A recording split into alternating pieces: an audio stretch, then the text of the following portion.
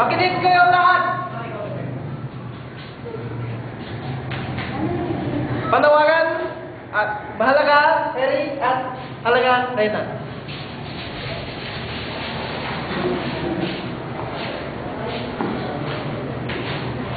Ang ika-18 taong arawan ng aking nag-iisang anak na si Prinsesa Cassandra ay nalalapit na.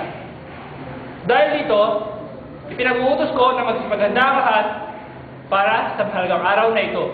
Nais ng mahal na hari na maging maayos ang kaarawan ng aming anak. Ipinag-uutos ko na imbitahan lahat ng dugong bugaw mula sa ibang karyan at lahat ng mamamayan sa aking nasasakupan.